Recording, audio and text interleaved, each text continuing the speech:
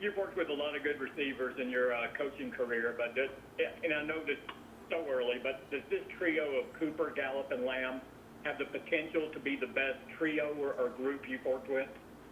Potentially, yes. I've been fortunate enough to work with a lot of good receivers, and I just think that this group is really special. I think we have opportunity to be great. The one thing that helps you for a great foundation is these guys come to work every day. They enjoy practice, and the bonding process is going really, really well between the three of them. How do you see that, Coach Henry? What makes you see that chemistry between these guys? How do they work on that? Well, just in between meetings, you watch body language, you watch in between plays. You know, when they're out, they're talking about football, talking about different things.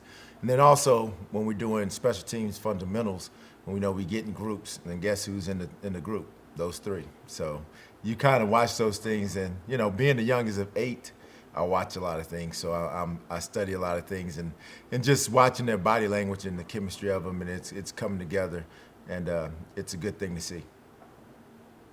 Coach, can you take us back to that day in April during the NFL draft? Just where did you watch the draft at, and just what were your thoughts as CeeDee was falling, and then you find out that you're going to be coaching him?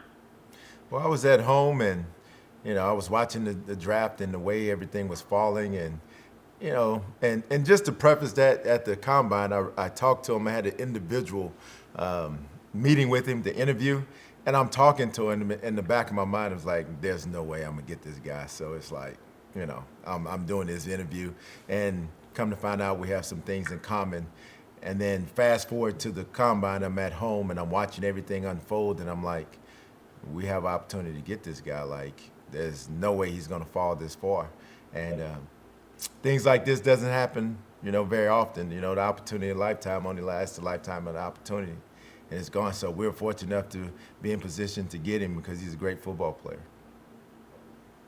This is a position that's difficult to create a lot of impact for a player in his rookie year.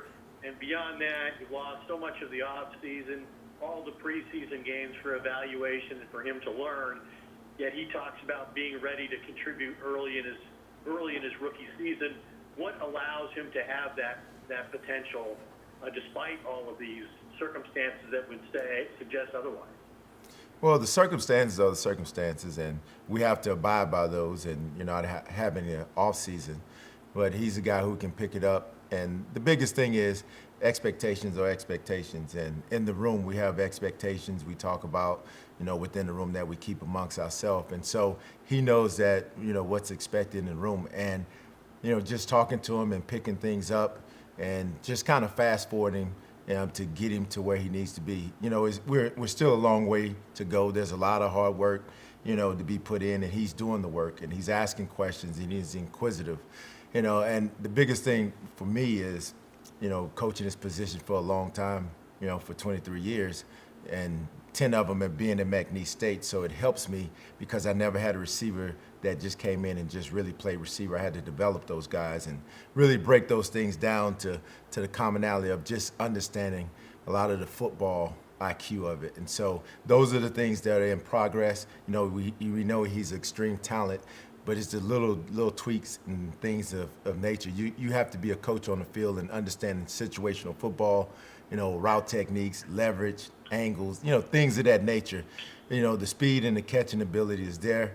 It's just the little things of just becoming, you know, just that professional receiver. You know, a pro, he's going to hit his mark, you know, 10 times, and very rarely he's not going to get it. You know, and that's the difference. We want to be on spot and be in a good place for Dak to where he's comfortable with that because he has the ball and making him comfortable to deliver a good pass for us. And that's entails is going to help with his accuracy for us getting a good pass. And so a lot of those things are back on receivers. A lot of things that sometimes quarterbacks get, I put back on the receivers because the receivers need to get the spots and help the quarterback and be friendly to him. Would you say personality-wise, you guys are kind of similar, quiet, reserved, that kind of thing? Pretty similar, but very, very competitive. Very, very competitive. I'm just fortunate if I'm, in the classroom is just being a teacher and breaking things down. On the field, just a learning process. And he's that guy. He's laid back, but very competitive, but very inquisitive. He asks questions, and he's very humble. If he doesn't know anything, he'll ask. And I can say that about the whole group. They'll stop to me. If I have a question or anything that goes on, they'll have a question because we're here to learn. And so there's no such thing as moving past those things of questions. We're at a place that we have to fast forward and we have to play at a high level because the expectations are there.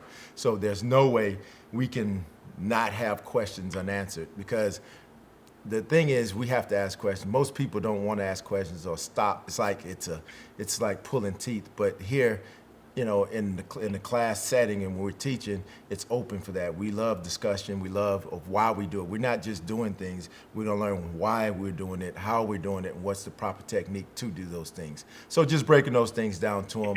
And, I'm very detailed in that manner of just strategic and how we go about our business. Maybe to answer the question a little bit in terms of the shared competitive nature that you and CeeDee have, but you said at the combine you were able to identify some similarities between you two. What were those similarities that you found when talking to him?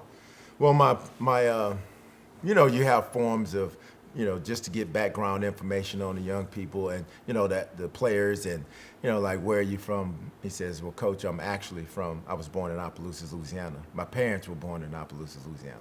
So I was like, really? So you don't hear that too often, especially, he went to school in Houston. I grew up in Beaumont. And, my parents, born and raised there. My dad spoke Creole French until he was 10. He didn't speak English until he was 10. So, I have a big Creole culture that's there in Louisiana. I grew up in Beaumont, though. But just the commonality of growing up and the upbringing, the raising, and he was actually raised in Texas also. And we just had this connection, so he was just smiling like he does. He has that charismatic smile, and we just kind of clicked together. And then I probably had one or two more questions, and I just put it down, and we just started talking. And he was like, Coach, there's something about you. I don't know what it is. We got this connection. And, it was a great meeting, and I was telling everybody about it, but it was like, okay, it's in the back of your mind. And then fast forward that to the draft day, it actually comes to reality. You had a lot of experience working with younger wide receivers, as you said. I was going to ask you specifically about Odell and Jarvis. Pretty unique where you coach these guys as teenagers and then are able to coach them again as grown men in the NFL. What was that like?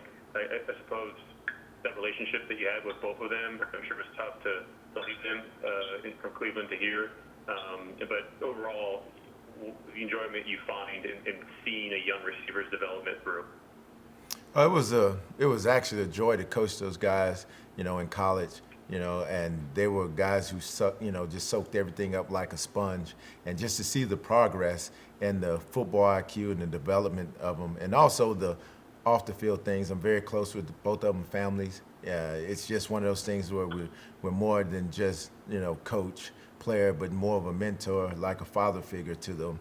And so it's a blessing just to see them. But then also to go to New York and then to coach Odell, and then have an opportunity to see, Jarvis, and then get traded for him and to come over. And then also, Odell coming over the next following year. But also knowing all the hard work and everything they've done and what they put into this game, even in college, when guys were going out, they were working on their craft and working on the things that they do. Just to see that, but then also, it was two instances. One is when we traded for Jarvis and then we got his contract done. And I had the privy of having the information from the GM. And so I was able to call him, and just to call him to let him know that financially, that all the things he worked for and the hard work he put in just to be able to take care of his family and do those things, that was a blessing to see. And also when Odell got his contract, that was a blessing. But the second time is that when I won't forget it, I was at a restaurant eating, and I got a call that we just traded for Odell, and Jarvis called me, and he was on the phone crying. Like, it was like being reunited with, the whole crew. So just because they have a genuine love for each other and they're like brothers. And so just to be able to witness those things, as far as when they were in college, Jarvis wrecked Odell's moped. And so guess what? This past season, Jarvis finally bought him a moped, so for his birthday. So, so those things are great moments that you cherish, that you really, really appreciate. And I've just been fortunate enough to coach those guys. Coach, what have you learned about being around Amari? And was he a guy that, at other spots you used as any kind of teaching tool in terms of running routes? Everybody just talks about how great of a route runner he is. Well, I've always tried to look at other video of other guys, in meeting rooms, especially in the off season.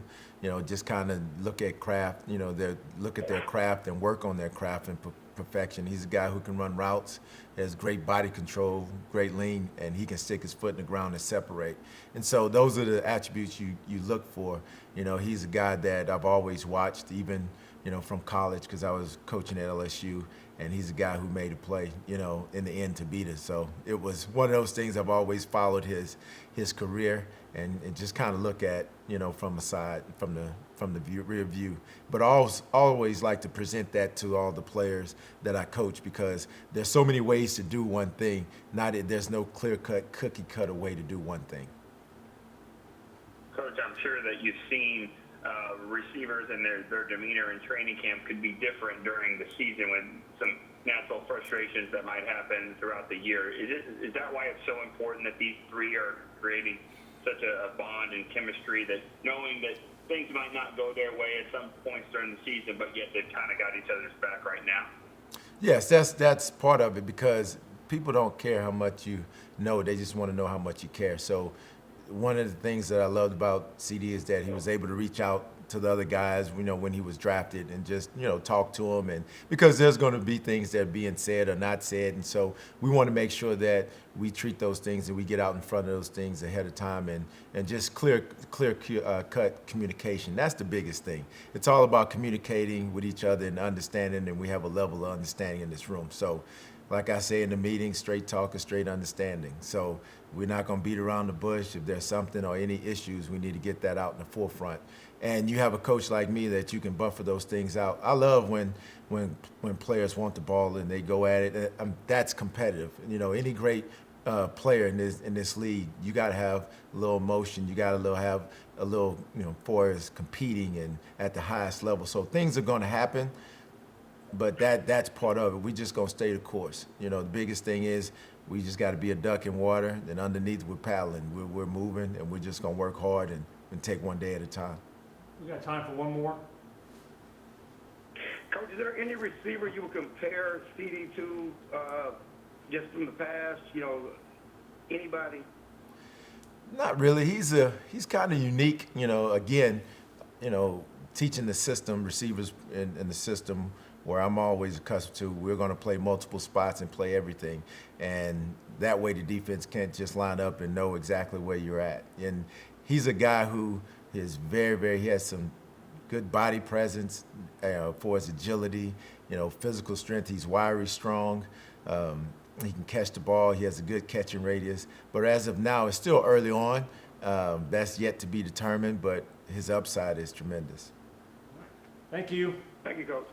Thank you.